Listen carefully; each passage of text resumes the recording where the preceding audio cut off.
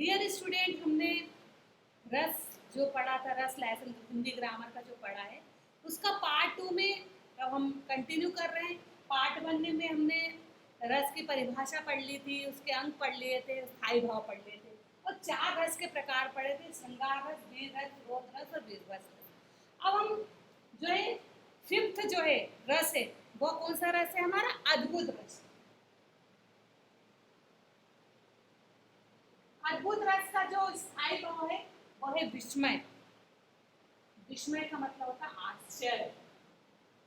ऐसा में तो अब हम किसकी परिभाषा पढ़ेंगे कि किसी भी कविता या काव्य को देखते समय या पढ़ते समय, जहां पर या फिल्म को देखते समय कोई सा भी दृश्य जो है चकित कर देने वाला दृश्य होता है या प्रसंग होता है, वहां पर अद्भुत रस होता है ना। जैसे कविता की लाइन है कि देखी यशोदा शिशु के मुख में सकल विश्व की माया। ऐसा में कि जब श्री कृष्ण भगवान ने मिट्टी खा ली थी तो माता यशोदा ने कहा कि बेटा आपने मिट्टी खाई है?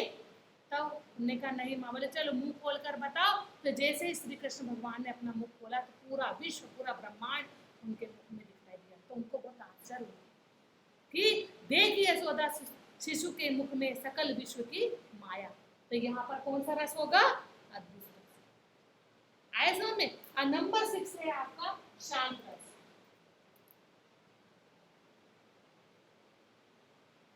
शांत का जो स्थायी भाव है बेटा वो है निर्वेद। शांत, जहाँ शांति उत्पन्न हो कि जहाँ पर संसार के प्रति उदासीनता के भाव, कि जब हमारा सब कुछ, हमारा परिवार बड़े सेटल हो जाता है, सब कुछ हो जाता है, हमारे बच्चों के बच्चे बड़े हो जाते हैं, हम सब कुछ दुनियादारी से बिल्कुल विरक्ति मोल ले लेते हैं और उदासीनता के जहाँ भाव होते हैं वहाँ पर शांत रस होता है, जिसके स्थायी भाव है निर्वेद। जैसे एक उदाहरण है कि राम नाम की लूट है, लूट सके तो लूट और अंतकाल पछताएगा प्राण जाएंगे। कि अब तेरा विरक्ति का समय आ गया है, अब तुझे शांति पकड़ना, शांति रखना चाहिए, अर्थात तुझे राम नाम का नाम लेना जरूरी है। तो कविता की लाइन है कि राम नाम की लूट है, लूट सके तो लूट और अंतकाल पछताएगा और प्राण जाएंगे।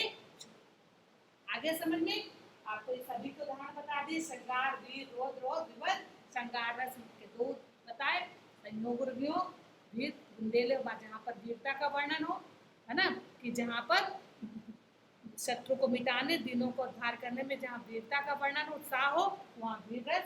कि आपको तीसरा कि जहाँ पर अनुचित कार्यों के मन में, हमारे मन में जो भाव उत्पन्न होते हैं वहाँ पर रोध रस। और जहाँ पर विवत्स का मतलब कि जहाँ घिनौने पदार्थ को देख के ग्लानि उत्पन्न हो, अद्भुत का भी बता दिया कि जहाँ चकित कर देने वाला दृश्य या प्रसंग हो वहाँ पर अद्भुत।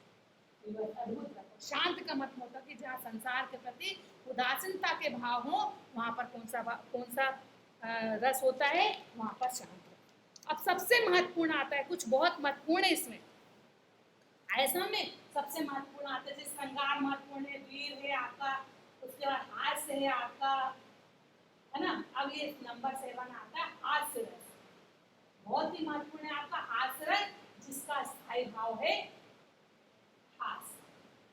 कि भाई किसी की वाणी, किसी का जोक सुनकर, वाणी सुनकर, वेशभूषा देखकर या आकार देखकर, सब कुछ देखकर हमारे मन में हंसी उत्पन्न, हंसी के भाव उत्पन्न हो रहे होता ना। कि कभी कभी कोई से भी टीचर भी हमें हंसाते हैं, है ना, कोई सा भी भाव होता है, कोई सा दृश्य देखकर, फिल्म में बहुत से कॉमेडी फिल्म होती है तो हमारे मन में जो है हास्य, हंसी के भाव उत्पन्न होते हैं। कि किसी भी प्रसंग, किसी की वाणी को सुनकर, वेशभूषा को देखकर, किसी के आकार को देखकर हमारे मन में जो हंसी के भाव होते हैं, हंसी आ जाती है हमें, तो उसे वहां पर हास्य रस होता है।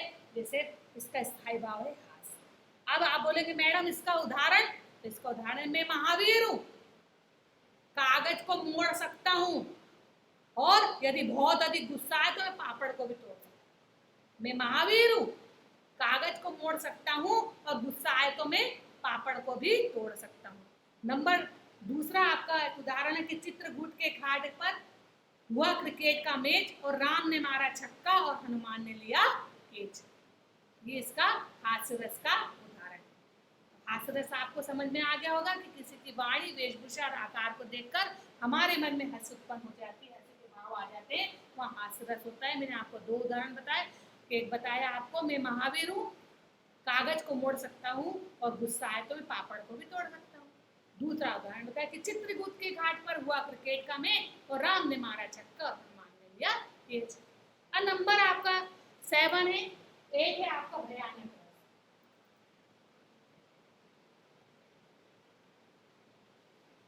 है ना, जिसका स्थायी भाव है भय। कि किसी भी भयानक या भयप्रद वस्तु को देखकर व्यक्ति की स्थिति का वर्णन जिसमें मन में हमारे भय उत्पन्न होता है।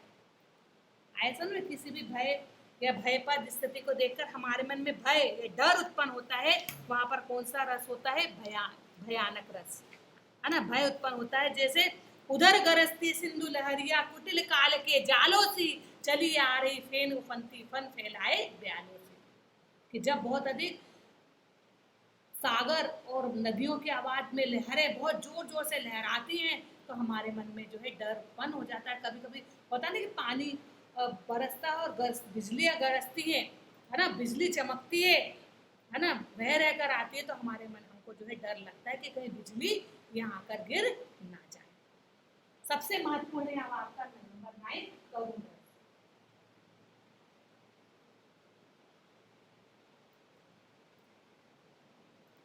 करुण रस का जो स्थायी भाव है वो शोक। ऐसा करुण रस का स्थायी भाव है शोक, कि हृदय में स्थित शोक नामक स्थायी भाव का जो उद्भव होता है वह करुण रसी होता है ना। कि हमारे मन में कभी कोई शोक, किसी के दुख को देखकर, किसी की विदाई को देखकर, किसी के घर में कुछ जो है दुख हो जाता है, मृत्यु हो जाती है तो हमारे मन में दुख हो जाता है, ग्लानि हो जाती है, दुख हो जाता है। तो दुख ही बोलेंगे, ग्लानि नहीं बोलेंगे। किसी की व्यथा को देखकर हमें कोई व्यथा सुनाता है, कोई कहानी सुनाता है घर की, तो हमको दुख व्यक्त होता है। कि हृदय में इससे शोक नामक स्थायी, मतलब यह तो सभी के मन में होता है, स्थायी रूप से होता है, जन्म से होता है। तो इसका हमने परिभाषा पढ़ी कि हृदय में स्थित शोक नामक एक स्थायी भाव होता है जिसे करुण रस कहते हैं। जैसे आपको एक कविता की लाइन बताती कि औरत तेरी यही कहानी, आंचल में है दूध आंखों में भी पानी। और एक कविता की और लाइन है कि देख सुदामा के दीन तथा करुणा करके करुणा नहीं। कि सुदामा, अभी आपको मैंने लेसन पढ़ाया जैसे कि सुदामा के दीन दशा गरीब हालत को देखकर श्री कृष्ण भगवान के आंखों में से आंसू आ गए और उन्होंने अपने आंसुओं से ही सुदामा के, आपने पढ़ चुके हो अभी थोड़े दिन पहले पढ़ा है कि देखी सुदामा के दीन दशा करुणा कर गया, करुणा करके करुणा निधि जो है भगवान श्री कृष्ण के लिए कहा। सबको समझ में आ गया होगा ये। अब नंबर 10 है, लास्ट है आपका वात्सल और 11 वात्सल मतलब जहाँ पर ममता, माँ की ममता का, वात्सल रस का जो है माँ की ममता यहाँ पर व्यक्त की गई है। जहाँ पर जो है छोटों के प्रति स्नेह और प्रेम का जहाँ वर्णन होता है, चित्रण होता है, अपने से छोटों के प्रति स्नेह और प्रेम का वर्णन होता है, यहाँ ममता का वर्णन होता है, वहाँ पर जो है वात्सल्य रस होता है। जैसे आपको एक बहुत अच्छी कविता है कि उठो लाल अब आंखें खोलो, पानी लाई हूँ मुँह धो लो। माँ अपने बच्चों को जगा रही है और प्रेम का वर्णन, छोटों के प्रति स्नेह का वर्णन, जहाँ पर छोटों के प्रति स्नेह का वर्णन हो वहाँ पर वात्सल्य रस होता है।